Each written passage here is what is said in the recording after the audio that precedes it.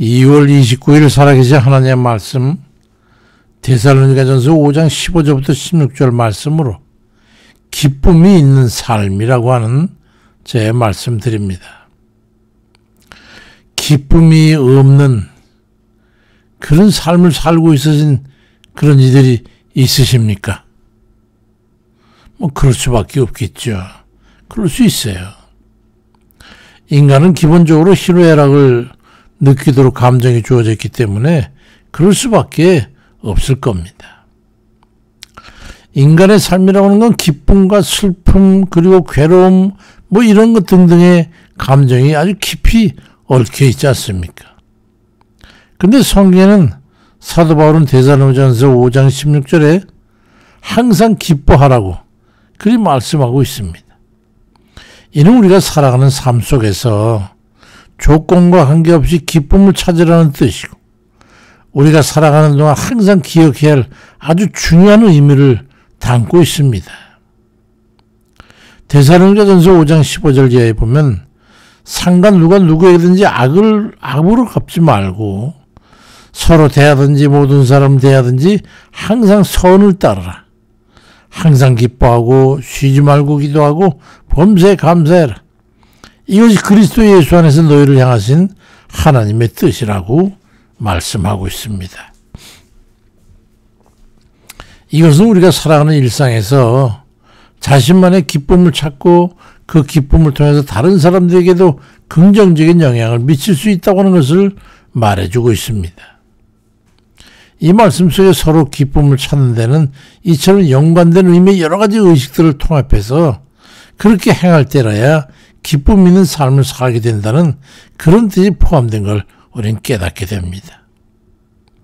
슬프거나 괴롭거나 아프거나 걱정, 근심과 염려가 있어도 맹목적으로 그냥 기쁨을 얻거나 기뻐하라는 그게 아니라 악을 선으로 갚고 또 삶 속에서 선한 행위를 하고 다양한 관련한 문제들을 기도로서 주를 의지해 살며 작은 일들 속에서조차 감사의 조건들을 찾아내가지고 마음으로부터 감사하고 살아갈 때에 우리가 겪게 된 모든 범사와 경험들 속에서 기쁨을 잃지 않고 행복한 마음으로 살게 된다고 하는 그런 포괄적인 의미를 담고 있습니다.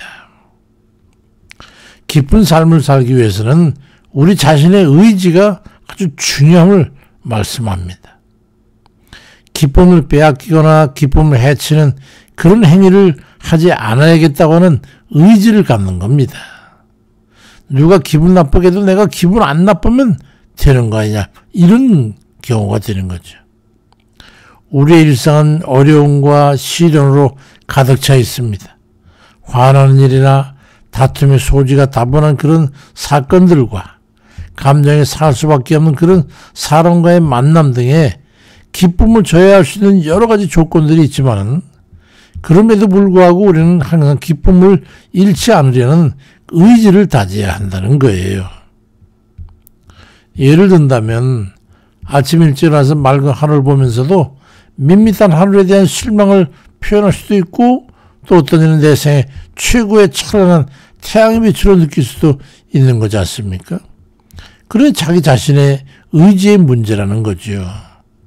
어떤 이는 사랑하는 사람과의 대함에 있어도 따뜻한 대화의 기법을 통해서 기쁨을 배가시키는 그런 사람이 있는가 하면 어떤 이는 퉁명스럽고 도정적인 어투로 비웃고 조롱함으로 해가지고 전투적이 돼서 항상 상황과 관계를 폭파시키는 그런 사람도 있지 않습니까? 그러니까 자기 자신이 기쁨의 삶을 살 것이냐 불쾌하고 화나고 괴로운 삶으로 뒤집어 놓을 것이냐는 이런 선한 의지를 다져야 하는 겁니다. 주님께서는 마태복음 5장 12절에 기뻐하고 즐거워해라. 하늘에서 너희의 상이 큼이라. 너희 전에 있던 선지자들도 이같이 박해하였느니라 말씀합니다. 박해를 받으면서도 기뻐할 수 있으려면 어찌해야 할 것인가를 생각해 보면 그 의미를 깨닫게 될 겁니다. 주님께서는 박해받으면서도 하늘의 상을 생각한다면 당연히 기뻐할 수 있지 않겠냐고 말씀하는 거예요. 그 거대한 것이 기쁜데 나머지 사소한 것이 그냥 묻혀져 지나갈 수도 있는 거 아니겠어요? 어떤 상황에서도 넘어서 못할 그런 어려움이 아니라 우리를 강하게 만들어줄 도전이라는 것을 인식하고 이겨내면 기쁨을 잃지 않고 흔들리지 않게 됨을 역설하고 있는 겁니다. 그래야 될 때 우리는 슬픔과 괴로움 속에서도 기쁨을 찾을 수 있고 그러한 의지적 기쁨이 우리의 삶을 풍요롭게 만들어주는 겁니다. 주님께서는 심지어 누가복음 10장 20절에 그러나 귀신들이 너에게 항복하는 것으로 기뻐하지 말고 너희 이름이 하늘에 기록된 것으로 기뻐하라 그리 말씀하고 있어요. 아무리 여러 가지 악한 마귀 역사 이런 것들 때문에 상황이 좋지 않고 기쁨이 없고 괴롭고 힘든 그런 경우를 할지라도 천국 소망을 기쁨의 원천으로 삼게 되면 그 밑에 이에 나머지 것이야 기뻐하지 못할 일이 뭐가 있겠냐는 그런 논리로 말씀합니다.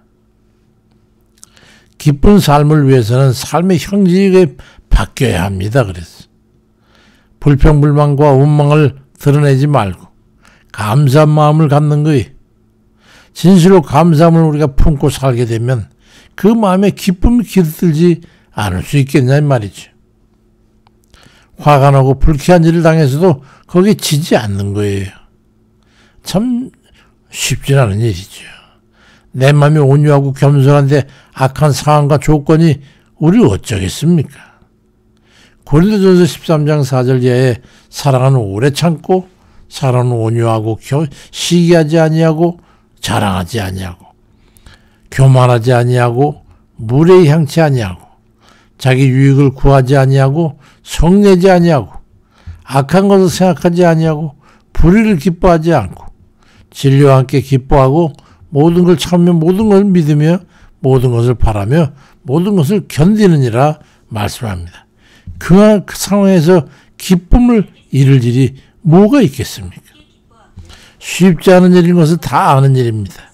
문제는 핵심은 결국 자신의 기쁨을 잃지 않기 위해서 자신의 의지가 어떠한가 하는 것과 내적 상향의 관건임을 우리는 이해해야 할 것입니다. 대적이 있어 자기에게 와서 적대 행위를 하는데 기쁨이 있겠어요? 그러니 적을 만들지 말고 서로 대적을 순순히 복종시키면 기쁨을 잃을 일이 없을 겁니다. 우리의 적극적인 삶의 자세를 우리에게 말씀하는 거예요. 그러니 빌립보 4장 4절에 주 안에서 항상 기뻐해라. 내가 다시 말하자면 기뻐해라 하는 이 말씀의 의의를 우리가 묵상해 보면 주의 뜻이 어디 있음을 깨닫게 될 겁니다. 결코 쉬운 일이 아니라는 걸 또 재차 말씀드리지만 말씀 속에 주의 깊은 뜻이 있음을 깨닫게 될 겁니다. 다른 일을 기쁘게 하면 나 또한 자신 또한 기쁨을 누리게 되는 것이고 다른 일을 위로하고 격려하면 그를 힘입어 위로받고 힘을 내는 걸 보면서 어찌 기쁘지 않겠습니까?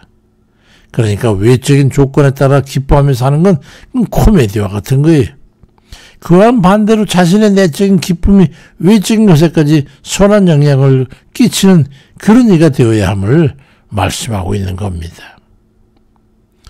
주께서는 사도를 통해서나 하신 그 말씀에서나 우리를 향해서 기뻐하라고 하시는 그 말씀의 의미를 깨닫고 나머지 여생이나마 주의 뜻을 헤아려서 기쁘게 살아가는 그런 사랑하는 형제님 되시길 주의 이름으로 축원드립니다.